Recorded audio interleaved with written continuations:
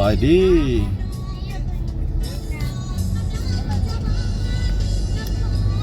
ปัจจุบันนี้ก็อยู่เมืองไสเสถานครหลวงวิจันทร์แอวะจะเดินทางอัดเป็นที่บอกนะไปเมืองสนคามแขวงวิจันทร์เพื่อไปร่วมงานคืนนั้นใหม่แล้วก็ฉลองปีใหม่ลาวเนาะก็ก่อนจะออกเดินทางมาใส่น้ำมันเนาะก็อยู่เต้สองราคาน้ำมันมื้อนี้นี่น้ำมันไอ้สั่งนี่40,000 กีบต่อลิตรเนาะ3.7 ลิตรจังเป็นกะลอนหนึ่งแล้วกันน้ำมันกาส่วนนี่ลิตรหนึ่ง50,000 กีบก็คือว่าละ3 ลิตรจึงเป็น3.7 ลิตรเป็นกะลอนหนึ่งเนาะกะไรเอาพี่น้อง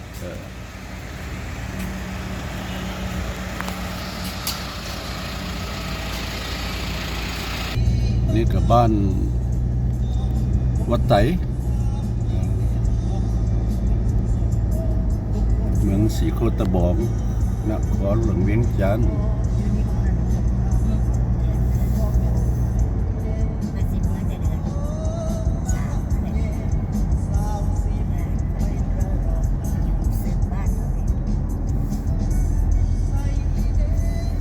เลี้ยวขอยบงขวดแม่นไปสนามบินสากลวัดไตข้ามันนี่จะเป็นเบื้องของ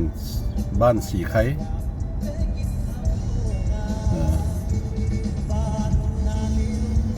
ก็เป็นบ้านเมืองวาทง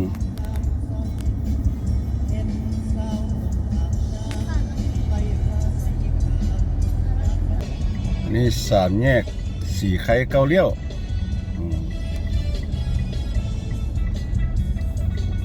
ก็คือว่าเราจะเดินทางไปเมืองสนคามแขวงเวียงจันทร์เพื่อไปร่วมงานขึ้นเฮือนใหม่ของญาติแล้วก็ไปฉลองปีใหม่ได้ปีพุ่นเลยเนาะ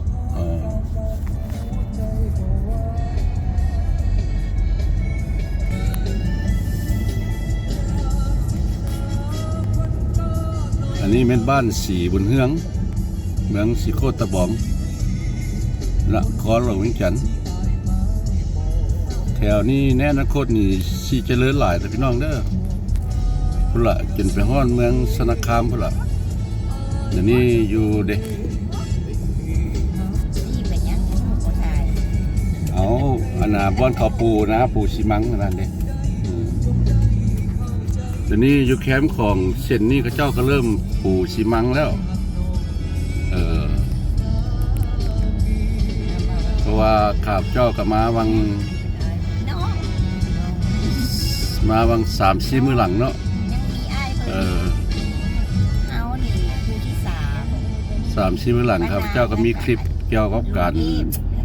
ปูทางแคมแม่น้ำของ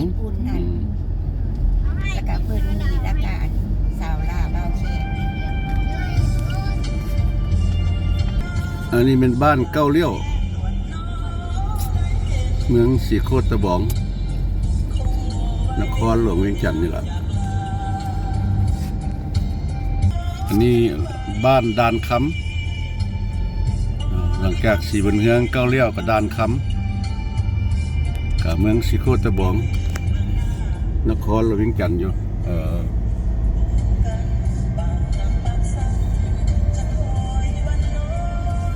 กับทางแคมป์ของประเทศมาแต่บ้านสีบุญเฮืองก็จะมาฮอด3 แยกด้านคำนี่แหละ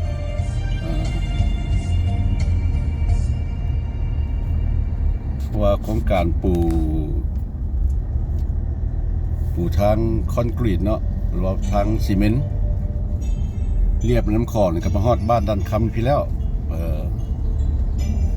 แล้วก็เบื้องนั้นก็เป็นฮอดเมืองหาดสีฟองแล้วเนาะเนี่ยแล้วละมันนี่ บ้านหนองดาหรือว่าตะกี้เขาเอิ้นกันว่าบ้านหนองเทวดาเนาะในเมื่อก่อนเดี๋ยวนี้เพิ่นได้เอาสั่นลงนิดนึงเพิ่นเอิ้นแต่บ้านหนองดาก็เป็นยังเป็นเมืองสีโคตะบอกอยู่เนาะก็นครเวียงจันทน์อันนี้บ้านใหม่เมืองสีโคตะบองลาอยู่กลางน้ำคลองเนี่ยเขาเจ้ากำลังมีโครงการสิก่อสร้างอาคารหลักเฮ็ดขัวเด็กดอนนี้แหละดอนหมู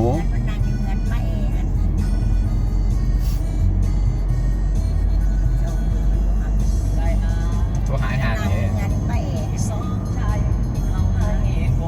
แล้วหาอาหารเนี่ย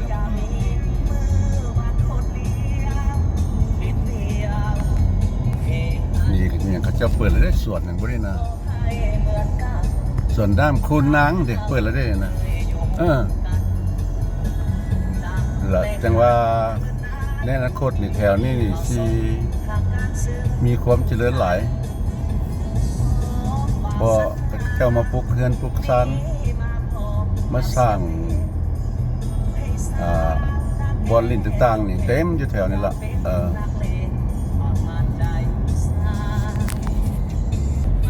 นี่กับบ้านห้วยน้ำใส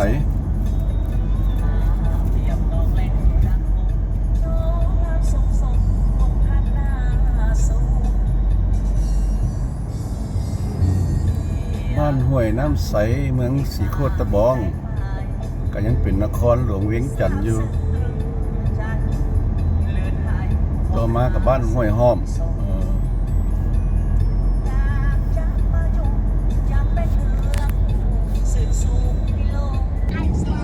บ้านอ่างใหญ่เมืองสีโคตะบองอยู่นครหลวงเวียงจันทน์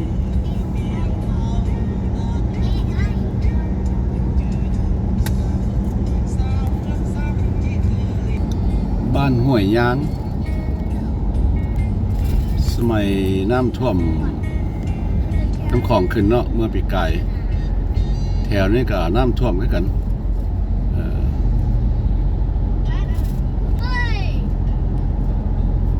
น้ำคลองก็สิไหลผ่านทางหลังบอนเนาะ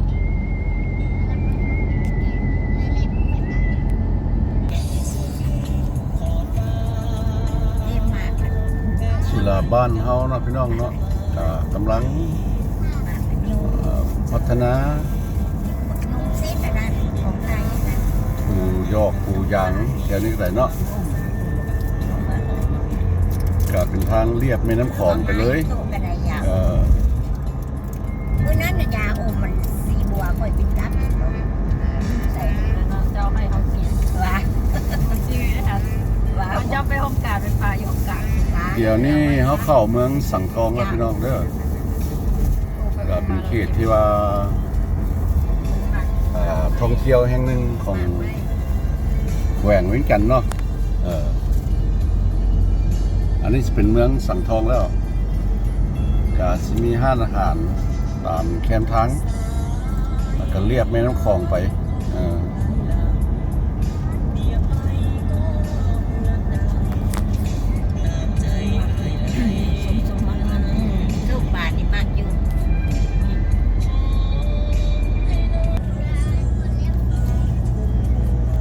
บ้านสัมพันนา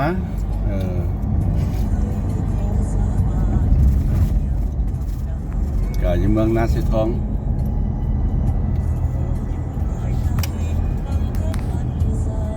ก็เมืองสังทองเป็นเมืองนาสีทองขอโทษ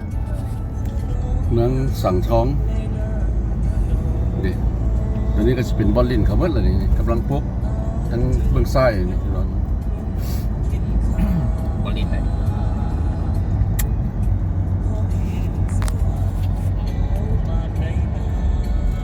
บ้านแก้งหม้อเมืองสังทอง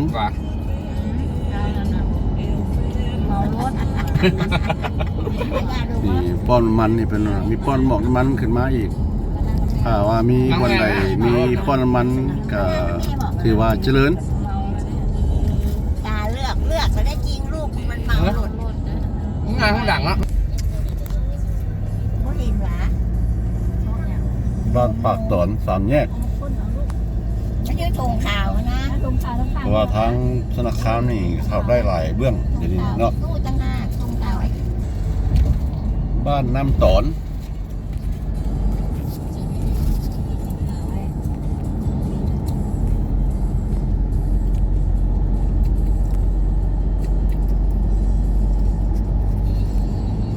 เขตนี้ก็ยังเป็นเขตเมืองสังทอง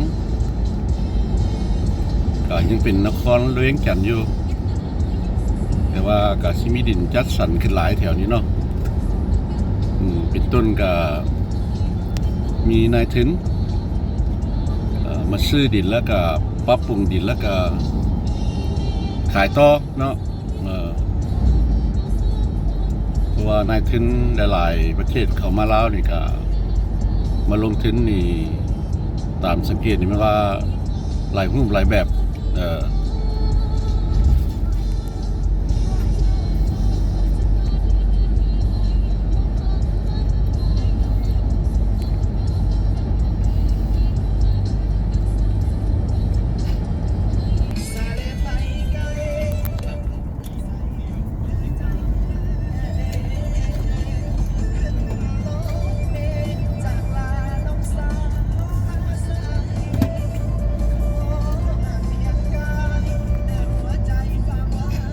เรายังอยู่ในเมืองสังทองอยู่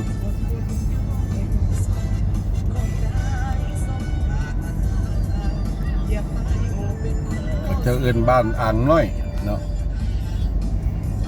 บ้านอ่างน้อยเมืองสังทองถึงเป็นนครเราเวียงจันทน์เด้อพี่น้องเด้อว่าคือว่าเราประเทศลาวนี่มีแต่นครหลวงเวียงจันทน์กับแขวงเวียงจันทน์เนาะจะบ่มีกำแพงนครเวียงจันทน์แล้ว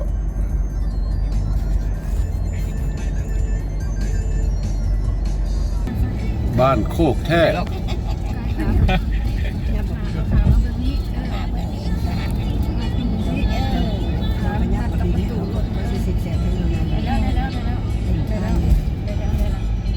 บ้านโคกแท้เมืองสังทองนครหลวงเวียงจันทน์